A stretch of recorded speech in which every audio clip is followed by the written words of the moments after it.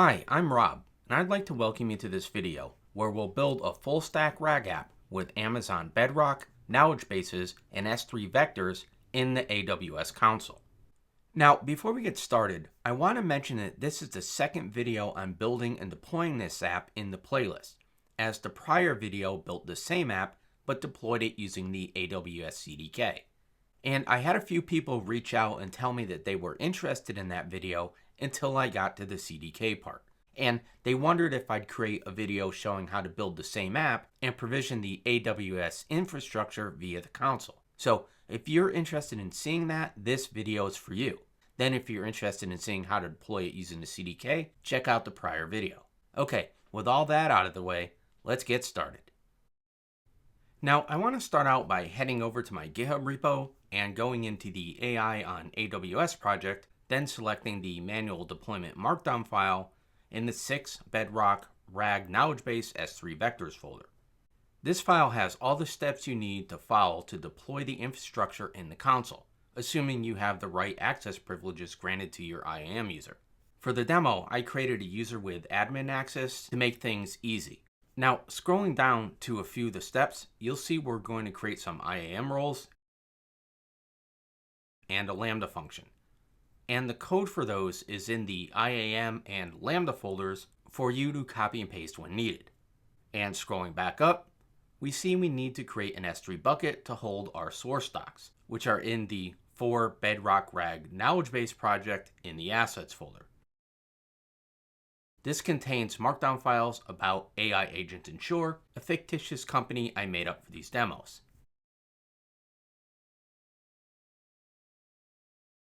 Then there's the code for the front-end app we'll deploy to an S3 bucket. And at the bottom of the manual deployment guide, you'll find the steps to tear down all the infrastructure you've deployed when you're done with it.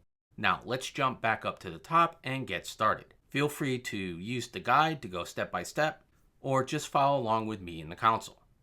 So to get started, we'll create a new Lambda execution role and add a policy granting permissions to write to CloudWatch logs, make Bedrock knowledge base RAG calls, and Bedrock foundation model invocation. And to do this, we'll jump into the IAM console and create a new role. The trusted entity will be AWS service. The service will be Lambda. We'll click Next. Next again. Give the role a name.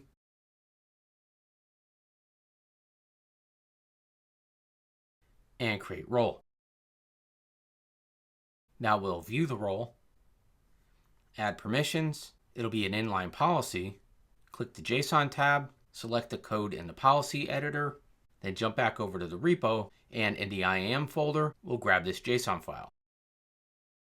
Copy the code and paste it in. Then click Next. We'll give the policy a name and create the policy. Next, we'll create the S3 bucket for our assets. It'll be a general purpose bucket. Give it a name and create the bucket. Now we'll go into the bucket and upload objects by grabbing all the markdown files in the assets folder and dropping them in the bucket. Now we'll create the role for the knowledge base. This will have a trust policy which lets Amazon Bedrock assume this IAM role. And the roles policy will allow reading from the S3 source bucket using S3 vector index operations and calling the embedding model. The trusted entity type will be a custom trust policy. Select the code in the policy editor and jump back over to the repo and grab the trust policy. Paste it in.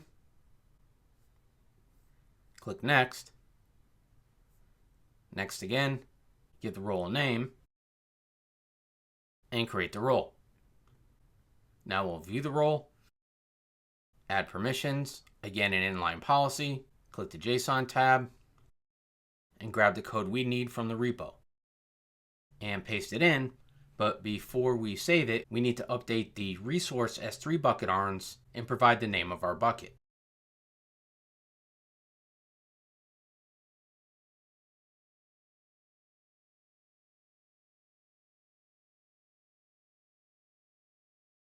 Now click Next, give the policy a name, and create the policy.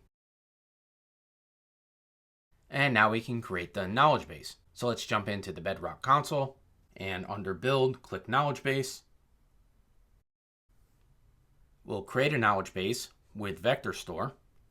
We could take the default name, and for IAM permissions, we'll use an existing role, which is the knowledge base role we created earlier. The data source will be Amazon S3. We'll click Next. We'll select the S3 bucket that has our assets. Choose that.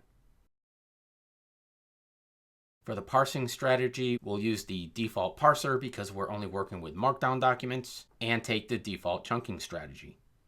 We'll click Next. And now we need to select an embedding model. I'll go with Titan Text Embedding v2 and apply. And then for a vector store, we'll select Amazon S3 vectors. Click Next and create the knowledge base. And this may take a few minutes, so I'll pause the recording and get back to you when it's been created. Now that the knowledge base has been created and we see our data source, we'll go ahead and sync it, which will update the vector store with data from the S3 source bucket. And now that the sync is complete, we could go ahead and test the knowledge base. First, we'll select a model for inference, and I'll pick Anthropic's Claude Haiku 4.5 and apply.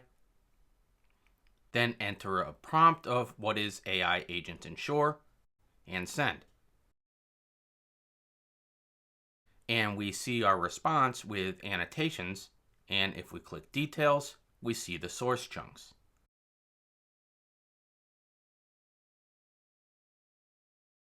Now we can move on to the Lambda function. So we'll jump into the Lambda console, create function, give it a name, and we'll use Python 3.12 for the runtime. For the execution role, we'll select the Lambda role we created earlier,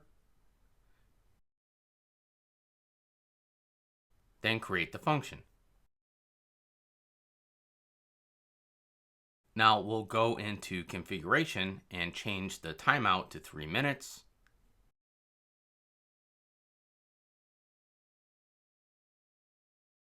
And save. Then go to environment variables and add environment variables, which we can grab the names for from the deployment guide.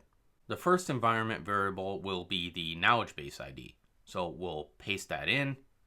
Then for the value, we'll head back over to our knowledge base in Bedrock and grab the ID,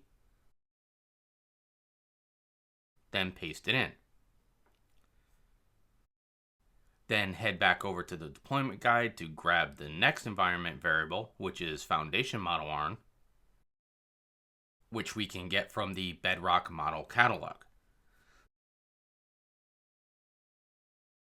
However, I have a specific model I want to use in the deployment guide, which is Claude 3 Haiku, so I'll grab that and paste it in, but feel free to pick a model of your choice.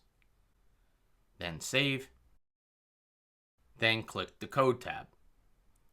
And jump back into the repo to get the code for the Lambda function and replace the default code with our code.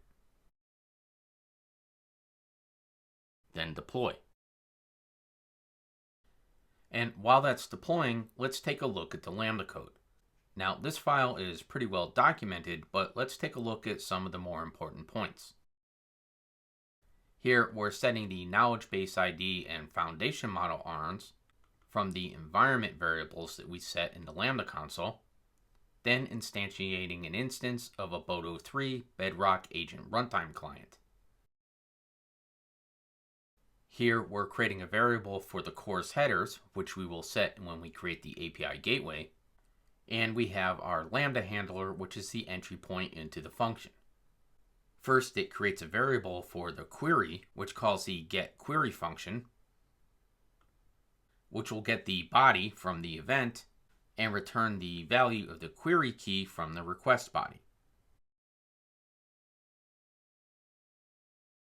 Then we'll try and call the Bedrock retrieve and generate method, passing it the query as the input and the configuration, which sets the type to knowledge base, and the knowledge base configuration passing the knowledge base ID and the foundation model arm.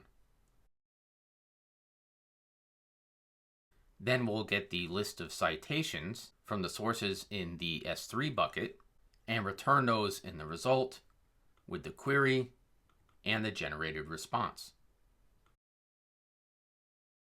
And now we could go to test.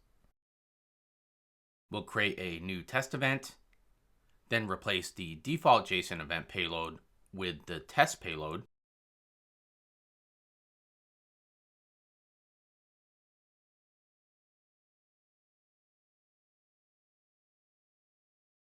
Save and test.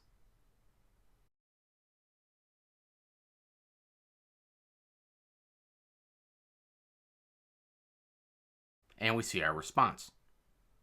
Okay, now with the Lambda function done, we could jump into API Gateway and create a new HTTP API, give it a name, review, and create,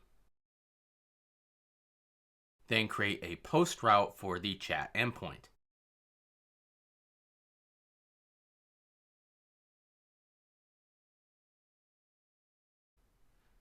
Click the route and attach an integration.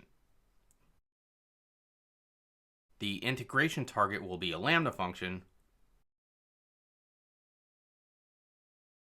which is our chat function. Then create. And now we need to enable CORS using the values in the deployment guide. So click CORS and add the values.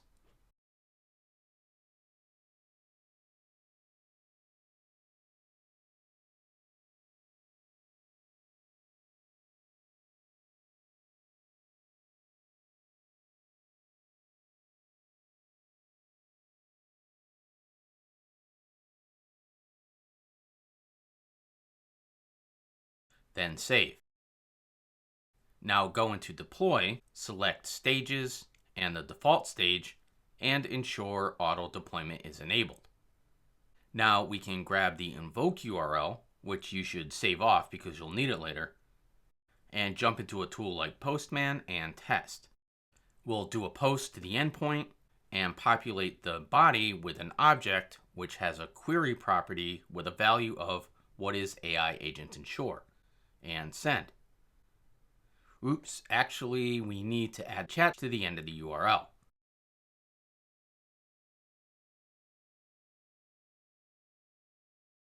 And we see the result. Now with the AWS services deployed, let's turn our attention to the front-end React app. If you look in the front-end folder, you'll see the app is already built out for you. And in the README, there's instructions on how to build and deploy the app. But also in the front-end folder, there's a getting started markdown file that will walk you through building this app step by step. And that's what we're going to do now. But if you don't want to build the app from scratch, you have the option of just using the code that's provided. So I'm in a new project folder with a copy of the getting started markdown file. And if we look at the prereqs, you'll see you need Node.js, npm, and the API URL from API Gateway. Now, to get started, I'll create a front-end directory and change into it. Then run this command to scaffold and launch the React app.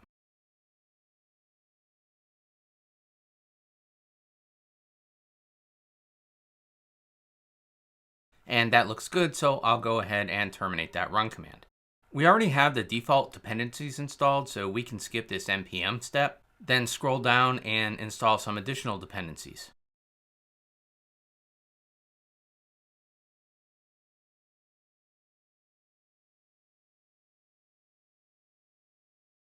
So just a quick note here that if you ran into an error running the npx command, you can manually create the tailwind.config.js file and populate it with this placeholder code. But we're going to put the actual code we need in that file in the next step.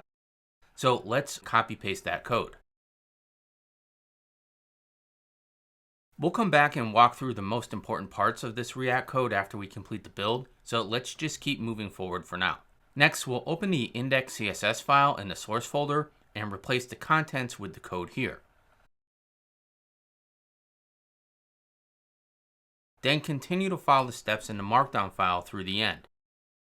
I'll pick up the speed through this process, then meet you when the UI is launched and look at the code.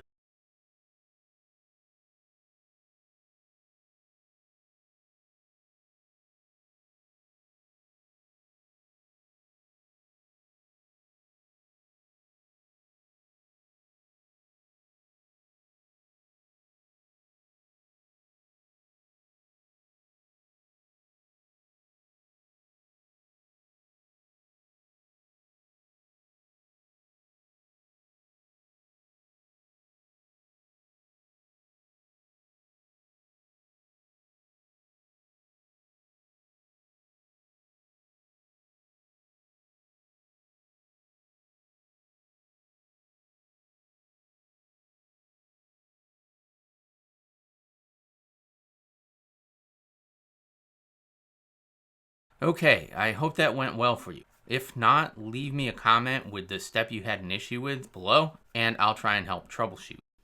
Okay, now in the .env file in the front-end folder, you want to replace your vAPI URL with your API gateway invoke URL.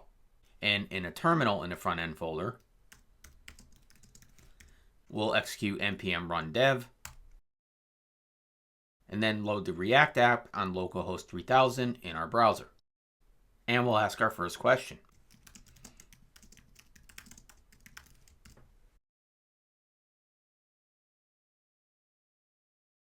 And we see the response with sources retrieved from the knowledge base. Now let's ask another question. And we see that response as well. We'll ask one more. And now we'll ask a question that isn't in the knowledge base.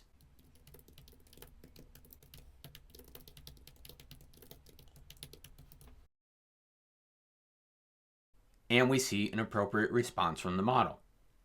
Okay, with the app working properly, let's go back and look at some of the React code. Starting on the left, we'll look at the index.html file, which is the entry point into the UI. Here we see it's importing a JavaScript module in the source folder called main.tsx. And if you look at main, we see it has an element for app, which is imported from app.tsx. And app exports the default app function, which contains the main implementation for the React application. So here we see a couple functions. The first is handle submit, which takes a query and passes it to the ask question function, which is in the API TypeScript file in the services folder. So if we look at the API TypeScript file, we see the ask question function, which takes the query and returns a query response promise. And that query response is defined in the types file. And if we look at that, we see the query response interface, which has a query, a generated response from the model, and the S3 locations, as well as an interface for a query error. Now, back in the app.tsx file, we see when askQuestion is invoked, it'll fetch from the API URL, which is populated in the .env file, sending the method as a post, the header content type is application JSON, and for the body, a stringified payload object. It will await the response in JSON and store that in the data variable. Then if the response is okay, it'll return the data as a query response back to the app.tsx. There's also a handle example select function, which takes a sample prompt and sends it to the handle submit function. The main body of the page is wrapped in this return, where here you'll see the HTML elements and event handlers like the handle submit function and the onClick function of this button. Here, when the page loads, we see where the example prompts are displayed, which are imported from example prompts in the components folder, which we see here. So that's a quick walkthrough of the React UI. Now with the code walkthrough done, we could build and deploy the front end to an S3 web hosting bucket. And you can either do that manually or run the deploy shell script I have in the front end folder. If you're going to use the script, Be sure to go back and populate the region and the bucket variables in the .env file. Then in the terminal, go ahead and run the deploy shell script. Then we can open the website URL in the browser and test the app again. And that seems to be working fine with the front end served from the S3 bucket. Alright, now that we've fully tested and deployed the app, we can destroy the infrastructure. Just follow along with the manual teardown steps in the deployment guide and you'll be all set. I'll fast forward through these steps and meet you back here when I'm done.